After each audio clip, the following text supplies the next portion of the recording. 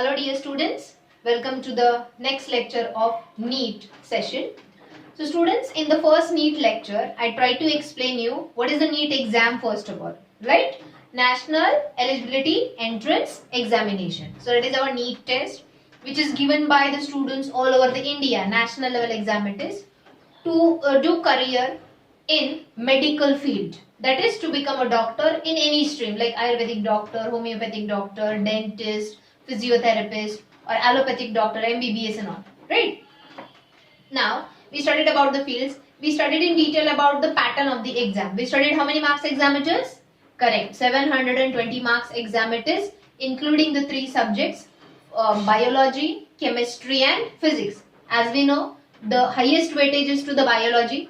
Out of 720 marks, 360 marks paper is based on biology. Obviously, when we are trying to pursue doctorate in medical field, so definitely there will be more weightage to the biology. Then we studied how many questions will be there in the exam. Each question, to solve each question, you will be having 1 minute, right? 3 hours test it is. After that, we also studied the tie breaking criteria if the two students are scoring the same marks. What is the first criteria for tie breaking? In those two students, comparison is done first in case of opting more marks in biology. If both are same, then opting more marks in chemistry. If that is also same, then opting more number of wrong questions. जिसने ज़्यादा wrong questions attempt किए हैं, वो merit list से बाहर हो जाएगा. And अगर वो भी same है, तो fourth one remains is age criteria. Those who are senior, they will get chosen first in the merit list to give the admission to that student in that particular college, medical college, right? We also studied how the NEET exam we have to solve. I told you that OMR sheet you will be getting at the time of exam at the center wherever you are going to appear the exam. OMR sheet is optically scanned, computerizedly the paper is checked. I told you how to fill all the information. One more thing, abhi ke liye hai wo. Somewhere I feel that because of this corona pandemics, maybe next year when you will be giving the NEET exam, it will be computerized, it will be online, but yet there is no intimation about it. Okay, इसलिए मैंने जो hand written protocol था exam का वो तुम लोगों को समझाया है. ऑनलाइन टेस्ट का भी एक अलग प्रोटोकॉल होता है, वो भी थोड़ा डिफिकल्ट है, बट मैं उसमें अभी नहीं जाऊंगी. जिस दिन वो डिक्लेयर होगा कि नीट एग्जाम भी ऑनलाइन ही होगा इसके आगे, then only I will tell you. Okay, so then the next topic, जो भी मेरिट लिस्ट होता है. मेरिट लिस्ट मतलब किसी भी कॉलेज में जब आप लोगों को एडमिशन लेना होता है on the basis of your NEET score और on the basis of your rank. Yes, suppose there are 14 lakh students appearing all over the India. 14 lakh students में से सपोज 7 लाख स्टूडेंट्स ही क्वालिफाई कर पाए. यस, सभी पास नहीं होते, रिमेनिंग तो नेगेटिव में मार्क्स लाते हैं, as I told you in the previous video. तो चलो 7 लाख स्टूडेंट्स क्वालिफाई हो गए. वो 7 लाख स्टूडेंट्स में जो भी उनका स्कोर है उस हिसाब से, जैसे क्लासरूम में 50 स्टूडेंट्स है, जिसको सबसे ज्यादा मार्क्स वो फर्स्ट रैंकर, जिसको थोड़े कम वो second ranker, third. So in that way you get the rank also for your score. Ab, as lakhs of students are appearing for it, so there are many students having the same rank, right? There are many students having the same score also. So here, then your percentile is calculated. What is percentile? The percentile is calculated in two ways: on the basis of the marks which you score, and also on the basis of the rank which you score already. It is called AIR rank. All India rank, मतलब students from all over the India are appearing for the test, right? So on the basis of all India ranking भी होता है, R means rank, और on the basis of marks which you score उसे percentile calculate करते हैं. So how is the percentile calculated on the basis of marks? With this formula you can do it. Your NEET score, suppose तुमने 7, कितने marks का exam होता है? 720 marks का exam होता है. Suppose out of 720 marks you scored 400 marks into 100 upon NEET score of the topper. उस साल का मतलब तुम जिस साल वो नीट एग्जाम दे रहे हो उस साल में सबसे हाईएस्ट मार्क्स जिसने स्कोर किए, that is the NEET score of the topper. चलो, जो हाईएस्ट स्कोरर है उसको 700 मार्क्स मिले. Getting that? I think as per my knowledge अब तक नीट एग्जाम का हाईएस्ट स्कोरर है 701 मार्क्स का. Yes, I think I googled it. So 701 marks का अब तक का हाईएस्ट स्कोरर है. What did out of 720 marks? A great achievement, must say. So, ये सब तुम solve करोगे तो something 57.7 something your score comes, that is your percentile. Are you getting that? Secondly, your percentile is calculated on the basis of the all India rank which you have scored, secured. For example, suppose यहाँ पे formula use करना है total number of candidates who appeared for the NEET exam. कितने candidates ने exam दिया? चलो 14 lakh candidates ने ये exam दिया. Minus your NEET rank. तुम्हारा NEET की exam में rank का है. चलो तुम्हारे score बहुत अच्छे हैं. तुम्हारा rank 50th है. Are you getting that? Obviously, it needs a very good score to get a 50th rank out of lakhs of students. Upon total number of candidates appearing, means say 14 lakh into 100. जब तुम ये calculate करोगे it will be something 99.99 percentile ऐसे आता है value. मैंने already calculate करके रखा है. Okay, but let me tell you, for merit list means to get admission in the respective medical college, this percentile is considered. Means the percentile based on your marks which you get in the NEET exam. समझे students? अब as per the category, in which category of the caste you are there, like there are 3 main categories: unreserved category, reserved category and physically handicapped category. Okay, तो इन तीनों के लिए हर एक medical college में एक particular percentile decide किया होता है. एंड वो परसेंटाइल में अगर तुम्हारा स्कोर फिट होता है, मैच होता है, then according to merit list you may get admission in that particular college. Let me explain you by giving the example.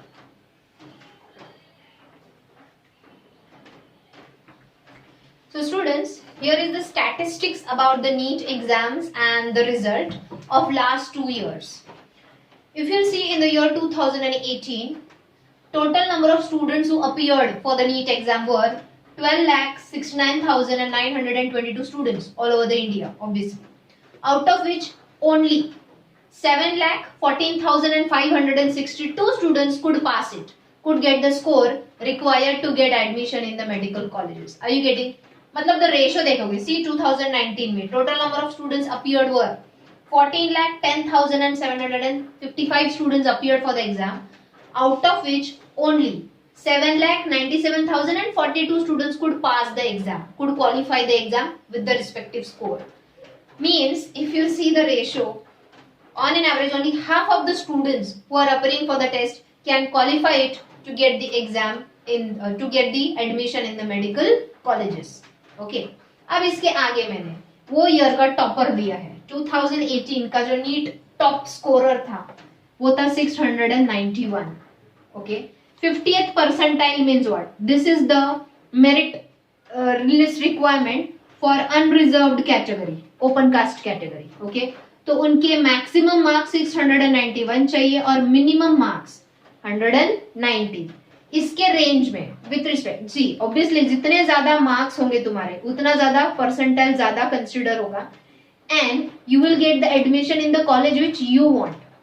जैसे पूना में one of the very good college to do medical, to do MBBS is BJ medical college. Okay, BJ medical college में everyone as well जो obviously जो पूना में रह रहे हैं they wants to get admission in BJ medical college only to do the MBBS, but your score needs to be more than 550 or 600 only, क्योंकि उनका merit list ही मतलब अराउंड 600 पे कट ऑफ होता है उनका. समझ में? ये लोएस्ट दिया है लेकिन ये फिर बहुत दूर दूर के कई और डिस्ट्रिक्ट में जाके उधर के कॉलेजेस में जाके तुमको तुम्हारा MBBS फिर परस्यू करना पड़ता है. Okay, so 50th percentile is for unreserved category, that is open caste category. 45th percentile है, it is for PWD और PH, फिजिकली हैंडीकैप्ड और पर्सन विद डिसेबिलिटी, जैसे कि हाथ पैर वगैरह में कुछ प्रॉब्लम है. See let me tell you, if you are having a minor disability also, जैसे कि किसी के हाथ के फिंगर्स 1 या 2 फिंगर्स ही छोटे होते हैं बाकी के नहीं, that is also a physical disability. If you have that certificate, नहीं भी तो निकाल सकते, अभी भी टाइम है, you can have a certificate. हाँ, इसके लिए तुमको सर्टिफिकेट सबमिट करना कंपल्सरी होता है that you are having a physical disability. उनके लिए कट ऑफ कम होता है. देखो 45th percentile होता है, maximum 118 and minimum 107 marks.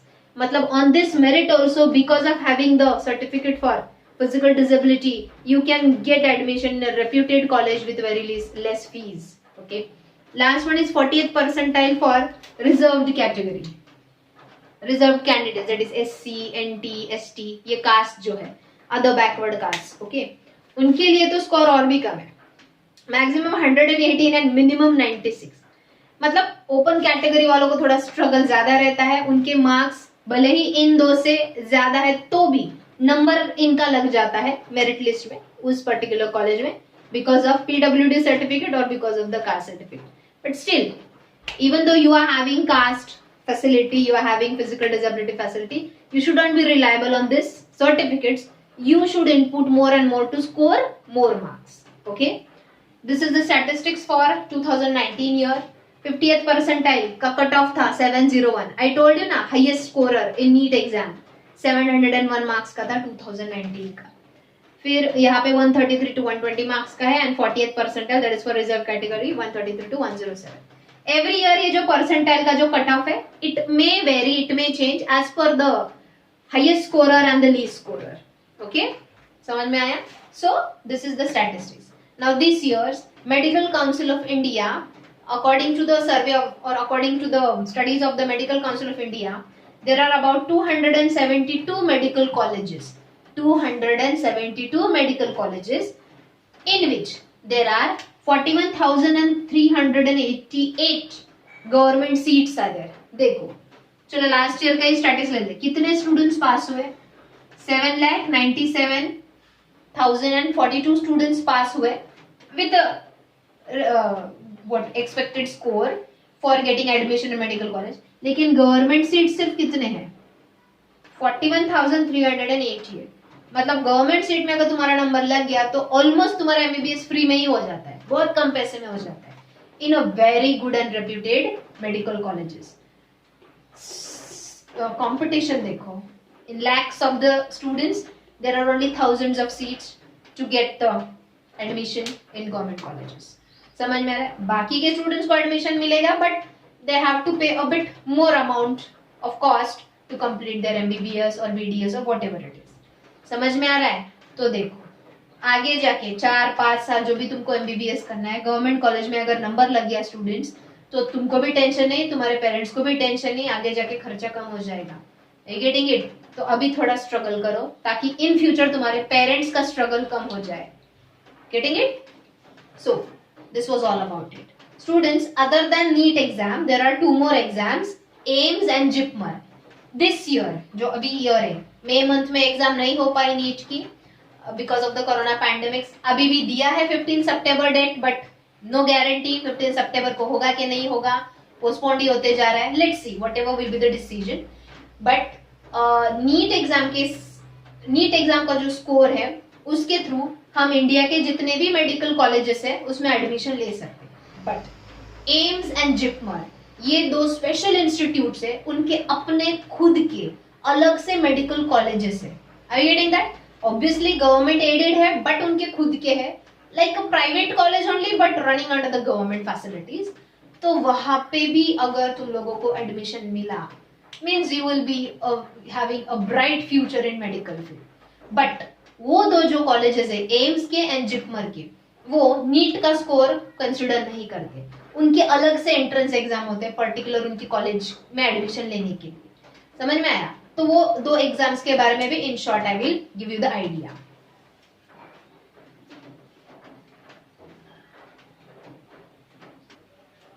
Okay, so students, other than NEET exam, see, you are going to prepare for NEET exam as it is, right? So just fill the forms for these 2 exams also. These 2 exams forms are also released during the month of November or December. We will let you know about it. जब NEET का form भरोगे उसके साथ ही ये 2 exams को भी form भर दो। हाँ है 1000-2000 समथिंग कुछ फीस है, अभी एग्जैक्ट आइडिया में नहीं दे सकती हूँ। बट प्रॉब्लम क्या है, अगर हम पढ़ ही रहे हैं, सिलेबस सेम है, ओके, हाँ थोड़ा वेरिएशन है, but that much you can manage. ये जो 2 कॉलेजेस है, that is all India institute of medical sciences and Jawaharlal Institute of Post Graduated Medical Education and Research, in short AIIMS and JIPMER, इनके खुद के अपने मतलब limited ही colleges है, दिल्ली, बैंगलोर वगैरह ऐसे अलग अलग सिटीज में है, लिमिटेड कॉलेजेस है। बट इनके कॉलेजेस में अगर आप लोगों को एडमिशन मिल रहा है मेडिकल करने के लिए, MBBS, BAMS व्हाटएवर करने के लिए अगर मिल रहा है, you are so lucky too. Okay, क्योंकि ये कॉलेज का सिर्फ तुम्हारे डिग्री के ऊपर ये कॉलेज का नाम आना ही मतलब your future is set, your career is set. समझ में आया? तो ये जो दो कॉलेज है इधर एडमिशन के लिए वो नीट का स्कोर नहीं कंसिडर करते, ये कॉलेजेस अपनी खुद की एग्जाम हेल्ड करते हैं। That is the exam is of 200 marks having these subjects. See bio, physics, chemistry, ये तो है हम नीट में भी पढ़ने वाले। Other than that bio 60 marks के क्वेश्चंस, फिजिक्स 60 मार्क्स के क्वेश्चन, केमिस्ट्री 60 मार्क्स के questions. Then general knowledge based questions होते हैं, 10 क्वेश्चंस होते हैं, 10 marks, each question carrying 1 mark. Arithmetic and logical thinking के ऊपर भी 10 क्वेश्चंस होते हैं for 10 marks. So total 200 marks का ये टेस्ट होता है इनका। करेक्ट आंसर दिया तो +1 मार्क्स, रॉन्ग आंसर दिया तो -1/3 मार्क्स कैंसिल होते हैं। But I think as per my knowledge अभी शायद ये नेगेटिव मार्किंग सिस्टम यहाँ पे कैंसिल हो गया है। I need to check it, क्योंकि ना हर साल ये कुछ ना कुछ चेंजेस करते रहते हैं। ओके, जिपमर में बायो, फिजिक्स, केमिस्ट्री 60 मार्क्स के क्वेश्चन आएंगे। इंग्लिश पर बेस्ड 10 मार्क्स के क्वेश्चन आएंगे and logic and quantitative reasoning के ऊपर 10 मार्क्स के क्वेश्चन आएंगे। ये भी 200 मार्क्स का एग्जाम है। इधर भी करेक्ट आंसर दिया तो +1 मिलता है, क्योंकि जितने नंबर ऑफ क्वेश्चंस उतने मार्क्स है। एंड अगर रॉन्ग आंसर दिया तो there is no negative mark system. समझे? यहाँ पे भी थोड़ा मुझे डाउट है, I will let you know soon. हाँ, this year, only this year, AIIMS and JIPMER, only this year I am telling, they are going to consider NEET score of the students to get admission in their college, क्योंकि ये अलग से अपने ये exams held नहीं करेंगे due to corona pandemics. NEET के ही जो रिजल्ट आएंगे उस हिसाब से बच्चों ने अगर इधर भी अप्लाई किया हुआ है तो they can give the admission to the students as per the merit list, मतलब जो उनका कट ऑफ उन्होंने बोला है उतने अगर मार्क्स है स्टूडेंट्स को तो उस हिसाब से एडमिशन ले सकते। Only this year, no chance for you, you have to give AIIMS and JIPMER's test separate. समझ रहे हो? Okay, so I will tell you that अगर नीट दे ही रहे हो, ऑब्वियसली देने ही वाले हो तुम लोग, तो 1 या 2 हजार जो भी फीस है ये भर के ये दो एग्जाम्स भी दे ही डालो। ऑब्वियसली नीट, एम्स, जिपमर के डेट एग्जाम डेट्स अलग अलग दिन पे होंगे, एक ही दिन पे तो डेफिनेटली नहीं होगा। समझे? ओके, नीट के थ्रू, एम्स के थ्रू या जिपमर के थ्रू, तीनों के थ्रू कहीं भी नंबर लग जाए, अच्छे गवर्नमेंट कॉलेज में नंबर लग जाए, कम खर्चे में मेडिकल हो जाए, that is our prime duty. हमको पेरेंट्स पे बर्डन नहीं देना है ज्यादा। समझे? एंड अपने दम पे मेडिकल की स्टडी पूरी करनी है। Got it? So last point which I will tell you, reference books. Obviously तुम सिर्फ तुम्हारा स्टेट बोर्ड का जो टेक्स्ट बुक है 11th एंड 12th का, उस पर रिलाई नहीं कर सकते नीट एग्जाम्स के लिए। तुमको एनसीईआरटी के, दैट इज सीबीएसई बोर्ड के 11th एंड 12th स्टैंडर्ड के टेक्स्ट बुक सबसे पहले कंपलसरी खरीदने हैं, मतलब है, क्योंकि नीट का जो एग्जाम है, ऑल्सो एम्स एंड जिपमर के जगह, चलो I focus on NEET exam now. NEET का जो एग्जाम है उसमें जो क्वेश्चंस आते हैं they are based on CBSE syllabus, not on the state board syllabus. Chapter same है but still I am telling, CBSE के जो टेक्स्ट बुक है, अब 720 मार्क्स के जो क्वेश्चन है, let me guarantee you 60 to 70% marks के जो क्वेश्चन है, 60 to 70% मार्क्स के जो क्वेश्चन है, मतलब अराउंड 500 मार्क्स के जो क्वेश्चन है वो NCERT text book based questions आते हैं। समझ में आ रहा है व्हाट आई एम टेलिंग? तो सबसे पहले NCERT that is CBSE board के 11th standard and 12th standard के फिजिक्स, केमिस्ट्री एंड बायो के टेक्स्ट बुक खरीद लो। रोज like a story, every day like a story, you going to read 1 chapter. समझ में आए ना आए, जो मैं हमेशा एग्जांपल देती हूँ, कितने तो गाने हम रोज सुनते हैं अलग अलग लैंग्वेज में, जो हमको पता भी नहीं होता उसका मीनिंग, लेकिन रोज सुन के लर्न हो जाता है। वैसे खुद रोज पढ़ो, खुद के कानों में वो पढ़ने दो, खुद के दिमाग में वो जाने दो, रोज पढ़ के आई गारंटी यू आज से लेकर अगले साल तक, आर यू गेटिंग दैट, तुम जब नीट का एग्जाम दोगे मतलब 60% ऐसे ही लर्न हो जाएगा तुम्हारा। रोज सिर्फ रीडिंग करो। जो टॉप करते हैं ना नीट एग्जाम में, वो ऐसे तुम्हारे जैसे नहीं कल एग्जाम है तो आज पढ़ाई करने बैठो, या कल 1 महीने बाद एग्जाम है तो 1 महीना पहले पढ़ाई करने बैठो। No, every day they just do reading, nothing else. इतना रीडिंग करते रहते कि अपने आप सब लर्न हो जाता है एंड एग्जाम में बराबर वो आंसर आ जाता है। समझ में आए? तो सबसे पहले you are going to purchase NCERT text books of 11th and 12th standard, bio, chemistry, physics, obviously NEET का दे रहे हैं। सेकेंड, इसके अलावा एक रेफरेंस बुक तुम्हारे पास होना चाहिए। Definitely I am going to give you notes as well as MCQ sets. मेरे पास भी एक बहुत अच्छे इंस्टीट्यूट के बुक्स है, मैं उससे ही आप लोगों को पढ़ाती हूँ और उसके ही एमसीक्यूज प्रैक्टिस के लिए मैं देती हूँ। एक्चुअली जब ऑफलाइन सेशन होता था तो I use to do one thing, मैं पहले पूरा लेसन पढ़ाती थी, उसके बाद एमसीक्यू के जेरोक्स ट्यूशन में से मैं सबको देती थी और एक लेक्चर हम स्पेशली मतलब एक एक एमसीक्यू हम रीड करेंगे क्लास में और आंसर क्या उधर ही टिक करते जाएंगे। ओके, ऐसा हम करते थे। बट अभी ऑनलाइन में थोड़े रेस्ट्रिक्शंस है। I will send you the MCQ along with the answer key, you have to do it, you have to practice it on your own. Okay, इसके अलावा प्रदीप, अरिहंत एंड ट्रूमैन, ये तीन में से कोई एक रेफरेंस बुक तुमको लेना ही है compulsory. I will suggest you to take Arihant. Pradeep बहुत ही हाई लेवल का है, मतलब एमबीबीएस में एडमिशन लेने के बाद जो पढ़ना है ना वो सब इसमें दिया हुआ है। जो ये पढ़ेगा वो तो नीट एग्जाम ऑब्वियसली क्लियर होगा ही होगा, बट उतना टाइम चाहिए तुम्हारे पास प्रदीप करने के लिए।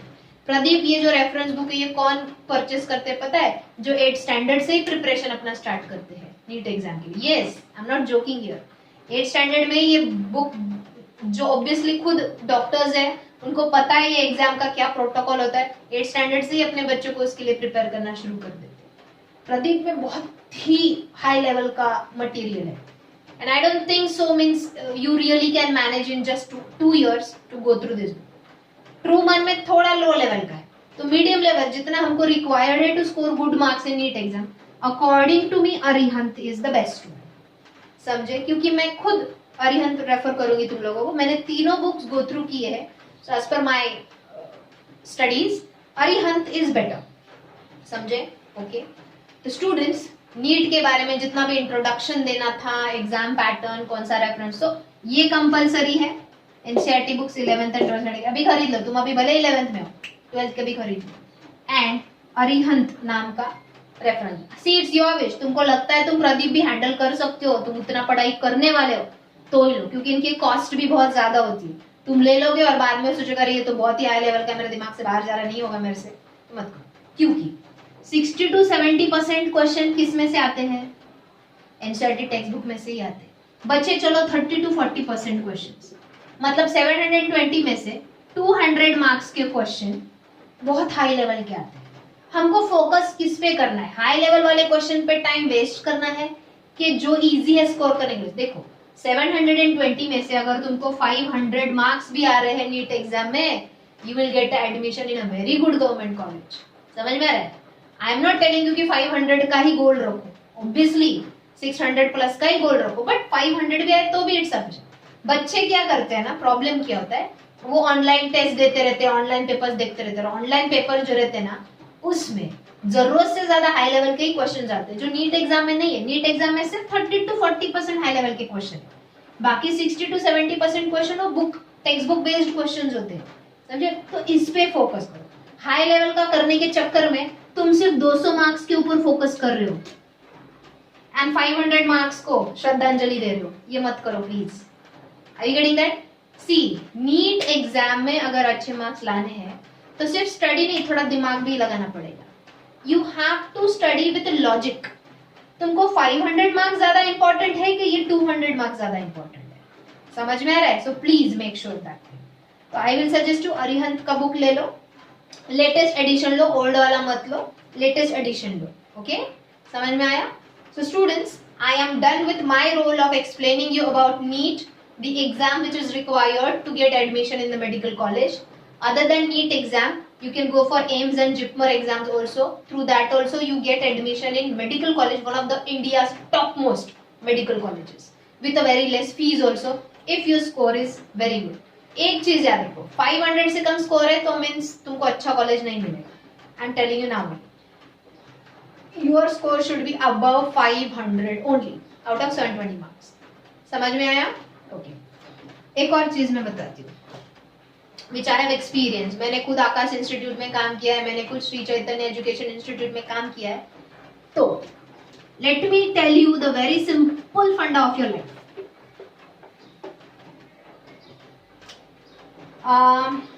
ओके ठीक है, अब मैं ऑनलाइन बता रही हूँ, I am not allowed to tell it online on air. मेरा ये वीडियो कोई भी कहीं भी लीक हो सकता है, तो ये चीज मैं अभी नहीं बताऊंगी. जब मैं तुम्हारा लाइव सेशन लूंगी, प्लीज रिमाइंड मी. मुझे एक चीज तुमको बहुत इंटरेस्टिंग थिंग बतानी है. मतलब सिर्फ नीट एग्जाम के स्कोर पे भी तुम करोड़पति लखपति बन सकते हो. शायद आइडिया आ गया होगा, बट अभी मैं through the video I will not tell you, क्योंकि मेरे वीडियो यूट्यूब पे जाते हैं. अगर वो इंस्टीट्यूट ने देखा तो they can be a problem for me. समझे? तो when we'll have a live session, just remind me. I have to tell you one interesting thing about your NEET exam score. समझे? Fine. So students, today I will start with your first chapter under NEET syllabus, which comes in botany as well as zoology. Can you tell me what is biology? Study of life science, right? Study of living things. Living things means mainly plants and animals. Other than that, bacteria are also there. Amoeba, paramecium are also there. But biology means study of living things. Living things means what? Living things are those things whose bodies are made up of cells. So, cell ये जो topic है, ये botany में भी आता है और zoology में भी आता है. समझ में आया? तो हम पहला चैप्टर स्टडी करेंगे नीट में, the unit of life. What is the fundamental unit of our life? Cell. हमने definition तो पढ़ा है. What is cell? It is the structural and functional unit of life. Structural क्यों? Because we take birth in the form of single cell, that is zygote. Cell divides to become tissue. Tissue then gets organized to become organ. Organs join together to form organ systems, and such number of organ systems together forms organism. मतलब entire body of the organism. Body नहीं बनेगी अगर systems, organ, tissues and cell नहीं हुआ. तो सबसे पहले cell ही नहीं हुआ तो आगे के form बनेंगे नहीं. That is why cell is the structural unit of our life. Secondly, cell is the functional unit of life. Whatever function we perform, producing energy, transportation of materials, excretion of waste material, respiration, any function, digestion of the food, any function which we are performing, movement, any function I am talking about. Even sleeping is one of the function. Any function whichever we perform, it is because of the cellular activities. Cell में cytoplasm होता है. Cytoplasm में अलग अलग organelles होते हैं. Cytoplasm and organelles मिलके कुछ ना कुछ केमिकल रिएक्शंस परफॉर्म करते रहते हैं, जिससे एनर्जी प्रोड्यूस होता है, and we can do various bodily functions. So structural and functional unit of life is cell, right? So students, video में से ही आप लोगों को नोट्स कॉपी करने. तो सबसे पहला लेसन, अच्छा आज मैंने स्टैटिक से जो पढ़ाया, परसेंटाइल कैसे काउंट करते हैं, नीट का स्टैटिस्टिक्स क्या है, reserve category, unreserved category and पीडब्ल्यूडी के लिए परसेंटाइल क्या होता है. आई होप वीडियो में से लिख रहे हो सब. Okay, now the AIIMS JIPMER exam के बारे में भी मैंने जो बताया वो भी लिख लो अपनी नोटबुक में.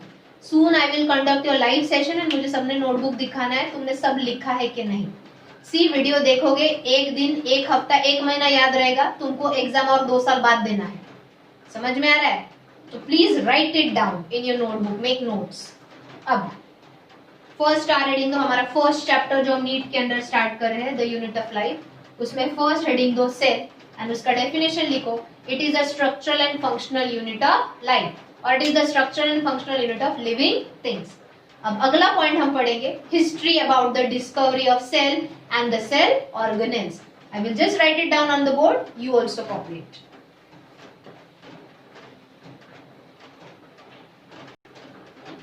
So students, this is the historical account, means how the cell or the different components present inside the cell were discovered by which scientist. सबसे पहले F. Janssen and Z. Janssen brothers, obviously. F. Janssen and Z. Janssen in the year 1590 discovered first compound microscope. तो सबसे पहले compound microscope किसने बनाया? Janssen brothers ने. Second, Robert Hooke, as we know, in the year 1665 when he was observing the cork slice under his own designed microscope, उसने खुद microscope बनाया, उसके अंदर उसने कॉर्क टिश्यू प्लांट के ऑब्जर्व किए and he observed like this empty compartments. Plant cell है ना, तो plant cell is hexagonal shape, but empty दिखा, उसको अंदर कुछ नहीं दिखा क्योंकि cork is a dead layer of the plant body.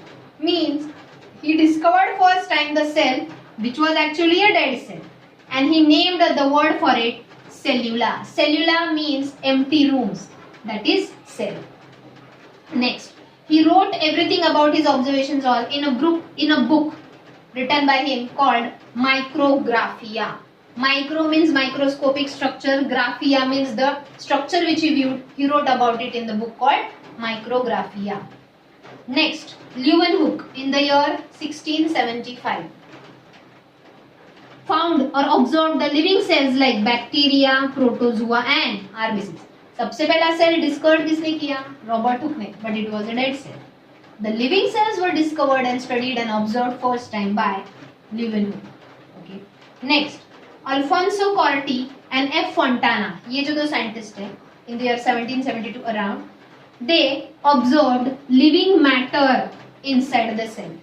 They found the living matter, movement of the cytoplasm and the protoplasm inside the cell. Then F. Fontana in the year 1781 discovered the presence of nucleolus in the skin cell of eel. Eel is a type of fish.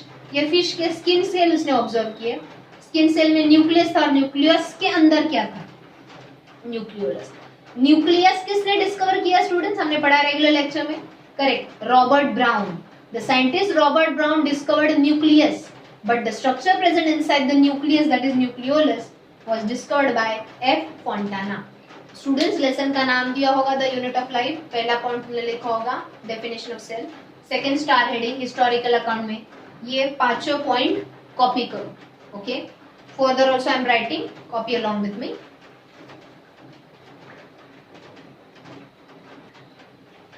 The next scientist, as we discussed just now, Robert Brown in the year 1831 discovered a nucleus in the plant called Tradescantia. Tradescantia is a type of ornamental plant. When Robert Brown was studying the cells of this plant, Tradescantia, he found nucleus inside the cell. Then Dujardin in the year 1835 named the living matter present inside the cell as sarcode. Cell के अंदर का living matter सबसे पहले observe किसने किया? हमने इससे पहले पढ़ा अभी, Corti and Fontana साइंटिस्ट ने, right? The scientist Corti and Fontana observed the living matter inside the cell, but उसको नाम किसने दिया? Dujardin ने. What he named it as sarcode. But later on, the scientist Purkinje, J.E. Purkinje, in the year 1839, called that living matter as protoplasm, and protoplasm is the word used now, not sarcode. Sarcode means also living matter inside the cell, and protoplasm means also living matter inside the cell, but the accepted word scientifically is protoplasm. Right, students? So this is about the historical account of the cell. Who discovered dead cell, living cell, nucleus of the cell, nucleolus of the cell, etc. Right? In the further topics, we will study who discovered chromosomes and all the structures, DNA and all, everything. But at present, we will start studying the components and the type of cells one by one. सबसे पहले, what do you mean by cell biology? Historical account में ये 8 points लिखने हैं. Okay, जो मैंने video में लिखे हैं वो लिखने के बाद अगला स्टार हेडिंग देना है cell biology. See, student, through video only I am guiding you how to write the notes. Okay? Cell biology लिखने के बाद ये डेफिनेशन लिखो. The comparative study of cell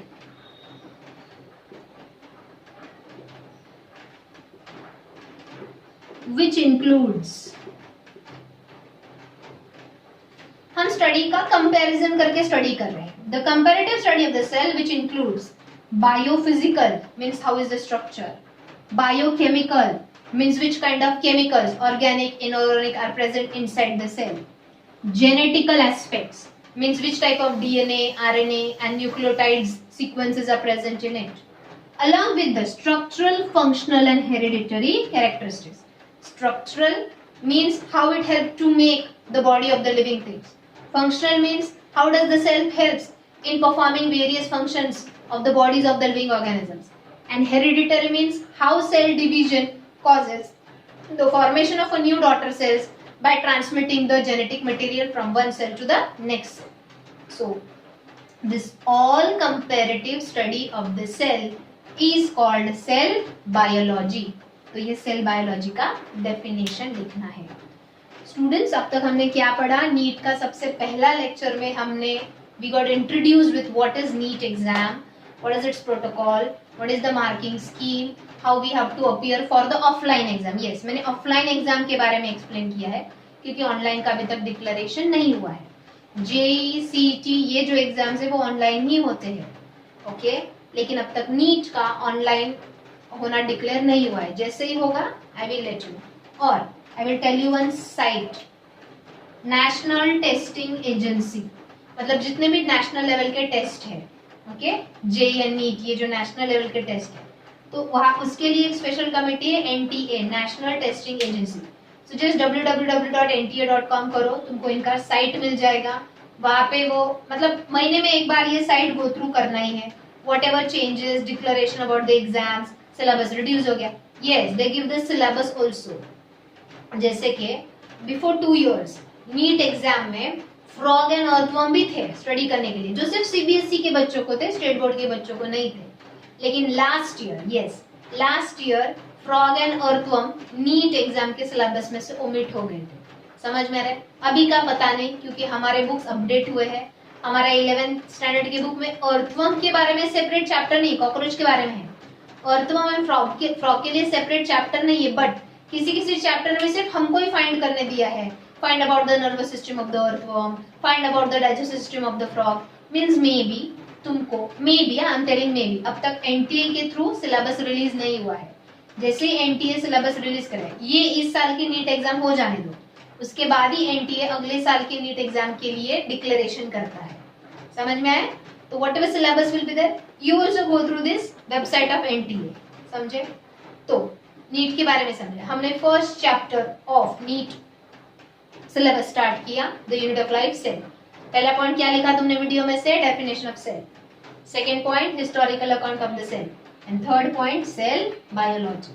Now fourth point you will write types of cell. Students, we have already studied it. Which are the two main types of cells on the basis of the structure of nucleus? Correct? Yes, it is prokaryotic cell and eukaryotic cell. Correct.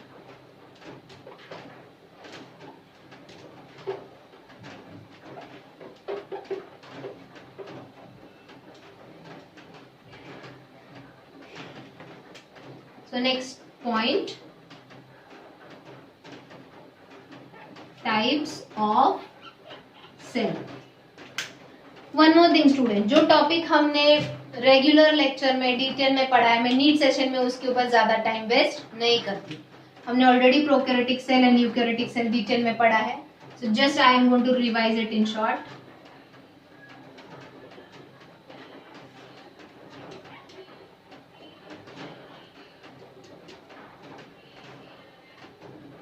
So what is a prokaryotic cell? It is a type of cell in which nucleus is not well developed.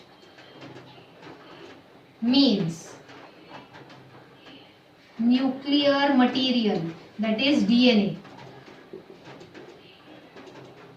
is without nuclear membrane. Hence, the nucleus of such cell is called nucleoid, not the nucleus. Right? Means if it is the cell, this is the cytoplasm, the genetic material, that is the chromosome, the single chromosome. Yes, prokaryotic cells has only a single chromosome. Eukaryotic cells has more than one chromosome. The chromosome is directly present in the cytoplasm because it doesn't have its own separate membrane. Doesn't have. So such cells are called prokaryotic cells. Second, what is eukaryotic cell? In this, the nucleus is well developed. Means nuclear material, that is the DNA, is bound in nuclear membrane. ये जो eukaryotic cells है उनके जितने भी chromosomes है 2, 4, 6, 10 whatever chromosomes are always in pairs except in gametic cells, that is egg and sperm in animals and ovule and pollen in plants. Only the gametic cells are haploid. They don't have paired chromosomes, they have single chromosomes. But eukaryotic cells, which are diploid cells, they have paired chromosomes, right? So chromosomes are bound in a nuclear membrane. Understood?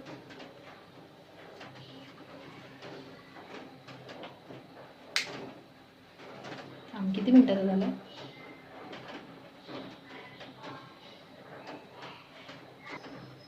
Sorry students, there was something storage problem with the memory of the phone. So we have already studied in detail about prokaryotic and eukaryotic cell. तो अगला topic heading तुमको देना है types of cells and make this two columns. यहाँ पे prokaryotic cell का लिखो what it is and यहाँ पे eukaryotic cell. Okay, so in short now as it is the time for me to end the session, in short you just tell me what we studied. We'll just revise what we studied under prokaryotic cell. What did we study? सबसे पहला the prokaryotic cell has its covering, okay, that is called as cell envelope, right? Cell envelope consists of 3 layers. Yes students, outermost layer is correct. You can tell me. Outermost layer is glycocalyx. Then middle layer is cell wall. Very good. And the innermost layer is cell membrane, or you call it as plasma membrane. Correct. Right? Glycocalyx भी हमने 2 type में पढ़ा है. If the glycocalyx is loosely bound, then it is called slime. And if the glycocalyx is tightly packed tissues, then it is called capsule. याद है, हमने पढ़ा है रेगुलर लेक्चर में ये सब. Then we studied about the cell wall. The cell wall of prokaryotic cell is made up of, come on, can you recall? Murine, or it is also called as peptidoglycan. Right? So on the basis of the presence of peptidoglycan and murine, the prokaryotic cells, that is the bacteria, examples of the living things which are made up of prokaryotic cells are bacteria. The bacteria are of 2 types, gram positive bacteria and gram negative bacteria. ये gram staining हमने पढ़ा था ना, scientist ग्राम ने crystal violet use करके एक chemical बनाया, violet purple colour का लिक्विड बनाया. जो बैक्टीरिया में पेप्टिडोग्लाइकेन है, they are gram positive bacteria, वो स्टेन कलर को होल्ड करते. जो बैक्टीरिया में पेप्टिडोग्लाइकेन बहुत कम है, सेल वॉल में पेप्टिडोग्लाइकेन कम है, they are called pseudopeptidoglycan. They don't hold this stain, so they are called gram negative bacteria. But इसके पीछे थोड़ा और डिटेलिंग है, वो हम अभी नहीं, नेक्स्ट लेक्चर में पढ़ेंगे डेफिनेटली स्टूडेंट्स. ओके, तो यहाँ सेल एनवेलप होता है. Second, in case of prokaryotic cell we studied about its cytoplasm, right? Cytoplasm is rich in ribosomes. Which type of ribosomes are present in prokaryotic cell? 70S type of ribosomes. And the cytoplasm does not contain any cell organelles, right? कोई cell organelles नहीं होते prokaryotic cell में. Ribosomes 70S type के होते हैं. Fourth, we studied about its nuclear material, that is called nucleoid. So it is made up of single, circular and highly coiled DNA. Right? It is having only one circular and highly coiled DNA. And the last we studied about plasmid. What is plasmid? It is extra circular small DNA. Plasmid के हमने 2 types भी पढ़े हैं regular lecture में ही. तो आज का तुम्हारा होमवर्क है, I will come to know तुम वीडियो देख रहे हो कि नहीं देख रहे, ये सब लिख के निकालना है. अदरवाइज ये मत लिखो, मैं अगले लेक्चर में इसके बारे में और डिटेल में बताने वाला. आज का होमवर्क है, बाकी सब कंप्लीट करो. बट प्लाज्मिड के 2 टाइप्स कौन से, तुम मुझे मेरे पर्सनल व्हाट्सएप नंबर पे मैसेज करो. समझ में आया? Which are the two types of plasmids? You're going to message me on my personal WhatsApp number. Got it? And another homework. You're going to draw the diagram of prokaryotic cell and eukaryotic cell. Eukaryotic cell के दो